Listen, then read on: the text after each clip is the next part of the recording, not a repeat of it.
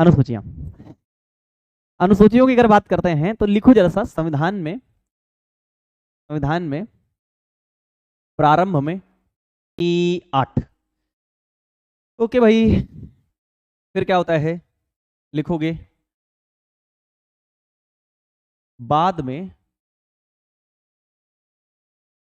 4 अनुसूचियां जोड़ी गई। और दोस्त संविधान का नियम होता है अगर उसमें आपको कोई चीज जोड़नी है ना, तो जोड़ने के लिए आपको संविधान में संशोधन करना पड़ता है। तो बाद में कितने 4 जोड़ी गई। अब ये जो 4 है ना, इन चारों के बारे में ध्यान से सुनो। इन्हीं का आपको कॉन्स्टिट्यूशनल अमेंडमेंट यानी कि आपको इनका संविधान संशोधन याद करना है। पहले बहुत कायदे में सुन लो, एकदम जो कह रहा हूं मैं उतना सुनो। ये जब जोड़ना शुरू हुआ तो कैसे कैसे जुड़ा, वैसे वैसे हम तुमको सिखाऊंगा। नवीं अनुसूची को जोड़ा गया। कब जोड़ा गया, जितना कह रहा हूं उतना लिखना कि नवीं अनुसूची को जोड़ने के लिए प्रथम संविधान संशोधन करना पड़ा। पहला संविधान संशोधन, एक बात मैं बता दूं आपको, मैं कभी भी संविधान संशोधन को जब लिखता हूं संविधान संशोधन, तो उसको लिख देता हूं CAA, ठीक है, कॉन्स्टिट्यूशनल अमेंडमेंट एक्ट। पहला संविधान संशोधन किया गया और 1951 में किया गया, ये आपको लिखना है। फिर लिखना है कि इसमें क्या है भैया, नवीं अनुसूची में है राज्य संपत्ति अधिग्रहण। अब ये क्या होता है तुम आज लिख लो मेरे दोस्त, किसी दिन एकदम बिल्कुल कायदे में समझाएंगे। अब 10वीं की बात करते हैं दोस्त। 10वीं में है, पहले तो याद रखोगे क्या, ये है दल बदल। लिखना है आपको अपनी कॉपी में, ये है दल बदल। अब बड़ा आसान तरीके से कुछ सीखेंगे। इसके लिए भारतीय संविधान में 52वां संविधान संशोधन किया गया, 52 कॉन्स्टिट्यूशनल अमेंडमेंट एक्ट किया गया। और कब हुआ, 1985 में हुआ। मतलब ये आया राम गया राम वाली कहानी को खत्म करने के लिए किया गया था। इधर देखते हैं, बस हम समझने आए केवल। पंचायती राज की बात करते हैं तो इसके लिए क्या हुआ भैया, पंचायती राज जब आया तो ये है ग्राम पंचायत के लिए। किसके लिए है, ग्राम पंचायत के लिए। और इसके लिए किया गया 73वां संविधान संशोधन, 73वां CAA।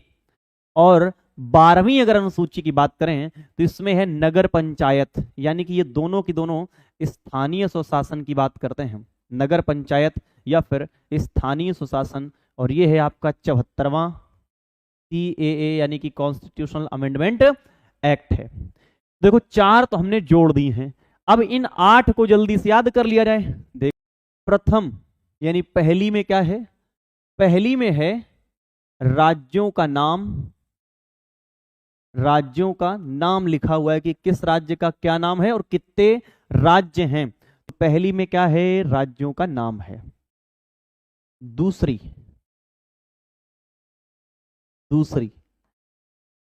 मैं जानबूझकर कि आपको आज के टॉपिक ऐसे हैं कि जो लिखने वाले हैं, देखने वाले हैं। दूसरी में है सभी के वेतन का प्रावधान है, वेतन का प्रावधान है। दूसरे नंबर पे क्या कह रहा है, पैसा लाओ पैसा, ठीक है, ठीक है, वेतन का प्रावधान हो गया। डन। अब वेतन के प्रावधान के बाद बात करते हैं तीसरी अनुसूची की। तीसरी अनुसूची, अब जो तीसरी अनुसूची है, इस तीसरी अनुसूची में क्या, इसमें भैया शपथ कि खाओ कसम। लेकिन याद रखना तीसरी अनुसूची में राष्ट्रपति, राष्ट्रपति, उपराष्ट्रपति, उपराष्ट्रपति और राज्यपाल, इनकी शपथ का उल्लेख नहीं है। तो एक बात और याद करो, क्या, राष्ट्रपति, उपराष्ट्रपति और राज्यपाल, इनकी शपथ का उल्लेख तीसरी में नहीं। बहुत जल्दी जल्दी खत्म हो जाएगा। चौथी में लिखो, चौथी अनुसूची में है राज्यसभा में सीटों का बंटवारा, राज्यसभा में सीटों का बंटवारा, सीटों का बंटवारा। देखो याद करना पड़ेगा आपको, इसलिए याद कर लो। पांचवी अनुसूची में क्या है तो दोस्त, पांचवी अनुसूची में है जो एससी और एसटी यानी कि अनुसूचित जाति और जनजाति, उनके संबंध में कुछ विशिष्ट प्रावधानों की बात करता है। उनके संबंध में प्रावधान है, संबंध में प्रावधान है। ठीक, चलो छठवीं अनुसूची जो है, इसमें क्या है, कुछ राज्य हैं उनके लिए स्पेशल प्रोविजन है। अब उन राज्यों के नाम आपको कैसे याद करने हैं, तो आप याद रखेंगे एटीएम स्क्वायर है। अच्छा, एटीएम में क्या होता है, मनी होती है। तुम दोस्त याद कर लो कि एटीएम है लेकिन बिना मनी के है, बिना मनी के है, तो तुम्हारा कंफ्यूजन खत्म हो जाएगा कि एटीएम स्क्वायर में मणिपुर नहीं आता है तो कौन आता है, ये आता है असम, असम। टी से त्रिपुरा, त्रिपुरा। लेकिन बताओ यम स्क्वायर का मतलब क्या है, यम 2 बार आया है तो मेघालय और मिजोरम, मेघालय और मिजोरम। लेकिन तुम याद क्या करते थे, कभी कभी कंफ्यूजन आ जाता था कि मिजोरम है कि मणिपुर, कि मेघालय है कि नहीं है। तो कभी भी याद रखना कि छठवीं अनुसूची में जो राज्य हैं उनको तरीका कैसे याद करने का है, तो याद करोगे कि एटीएम विदाउट मनी, उसमें मणिपुर नहीं आता है, दैट्स इट। ठीक है, अब आते हैं हम सातवीं अनुसूची में, और सातवीं अनुसूची हमारी कहती है क्या, वो कहती है कि यहां पर संघ सूची, राज्य सूची और समवर्ती सूची, इन 3 प्रकार की सूचियों का उल्लेख है। ये किसी अन्य क्लास का मुद्दा होगा जहां हम ये सब भी सीखेंगे कि सातवीं अनुसूची के अंतर्गत जो सूचियां हैं उनका मतलब क्या है। ये अगली क्लास में या किसी और क्लास में हमको सीखना होगा। इस क्लास में केवल आप इससे इतना याद रखेंगे कि जो आपकी समवर्ती सूची है, समवर्ती सूची को ऑस्ट्रेलिया से लिया गया है, ये आपको एग्जाम में पूछेगा, इसलिए याद कर लो, ऑस्ट्रेलिया से लिया गया है।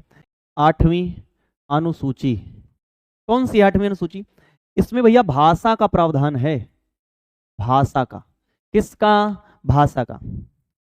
कितनी है, वर्तमान में है 22, कितनी है 22, पहले 14, पहले कितनी थी 14 थी। बताओ 14 में कितने जोड़ोगे तो 22 हो जाएंगी, तो आप कहोगे 8।